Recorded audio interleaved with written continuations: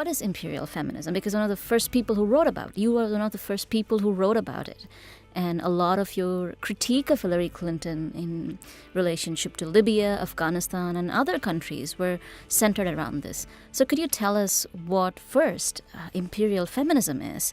And perhaps then talk to us about how brown and black women outside of United States are placed within this imperial feminism, and what function do these bodies and minds play in defending or protecting and sustaining this imperial feminism? Well, the imperial feminism is really part of, it really is trying to say that imperialism would normally be the term, and I was really trying to extend it and say, be careful. For people who are critical of imperialism, you should be critical of imperial feminism just because it's a woman doing it or women doing it.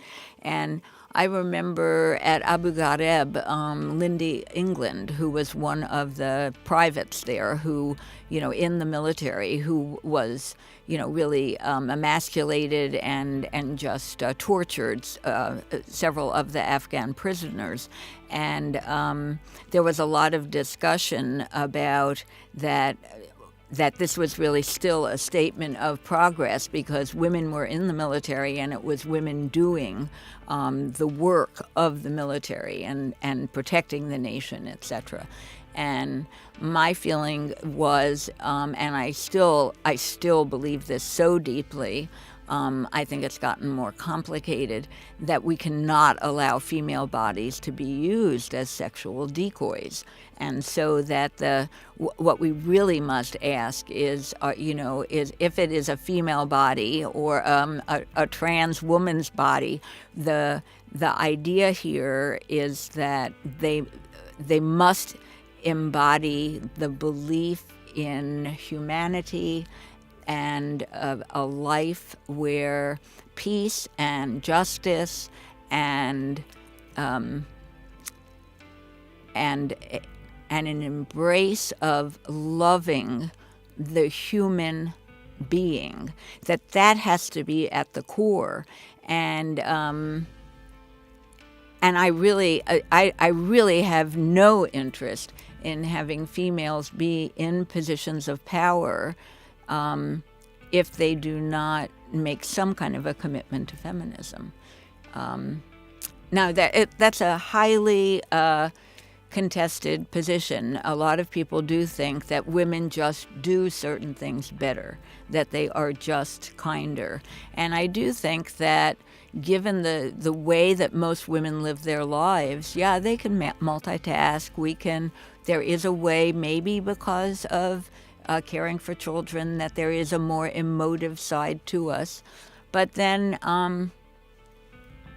you got Hillary Clinton or Madeleine Albright, who's asked, what about the hundreds of thousands of Iraqi children who are dying from the sanctions? And she says, can you pay that cost? She was asked. She said, yes, I can pay that cost.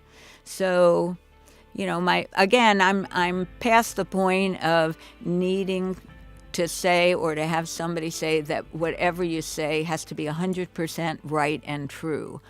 But if it's true enough of the time, then let's be careful. And I was wondering what you thought about, it's going to be almost a year since the Harvey Weinstein scandal and sexual abuse allegations, and now I think he will be convicted, which means there are no longer allegations happened. And all of a sudden there was this Me Too movement where women were taking to social media platforms. And while everybody is being supportive of this movement, I was wondering what you thought about these movements that are based on social media and hashtags.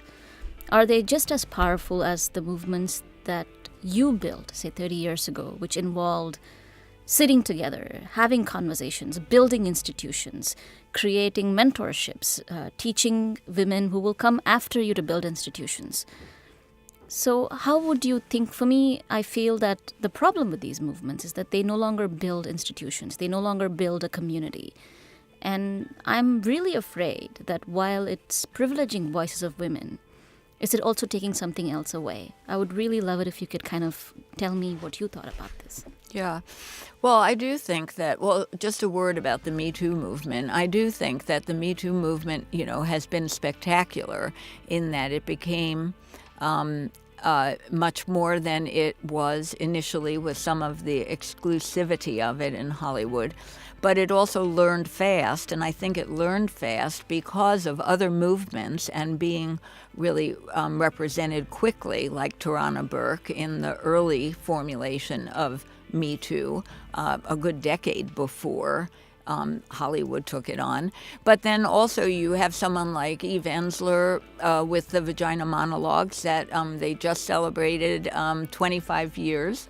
And I work with Eve often and wonder how can she stand it, that the idea that the sexual violation of women, that we have to seem to relearn it, every 5 years or whatever.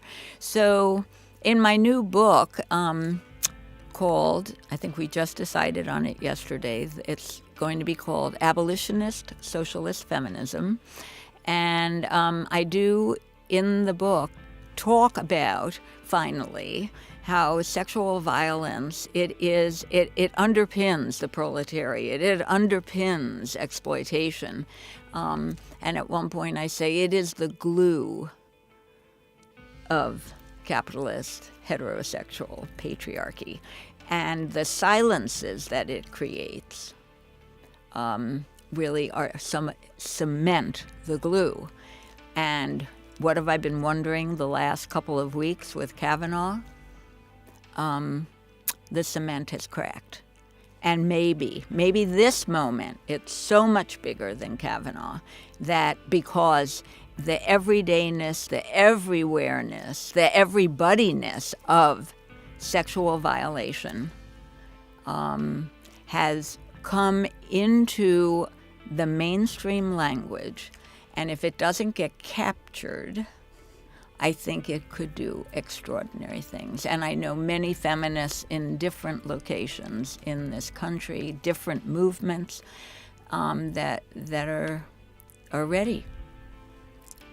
And what do you think, assuming that we had all the power in the world, that if you were creating an infrastructure, a system of laws, institutions, social morals in place, how would you build a new society forward? I know it's egalitarian, utopian, but I think some ways we need to dream of those utopian senses for us to understand. In an ideal world, how would we build this? The cement is cracking, it's completely cracked, maybe we burn it down. In its place, what do we build? Well, it's a great way you ask that, because on some level, the only thing I know how to build is out of what I'm coming out of. We all have limitations from it, etc. So I do think that at this moment, what is needed, because there are so many cracks, how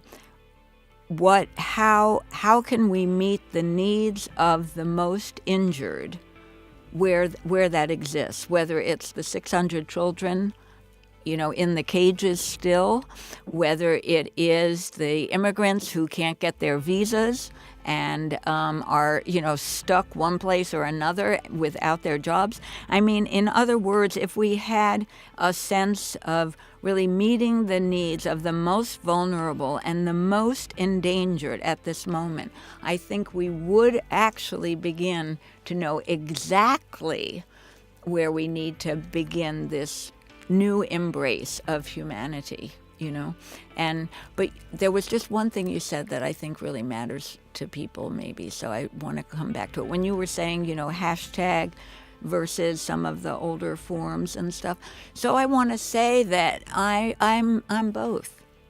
I do hashtag.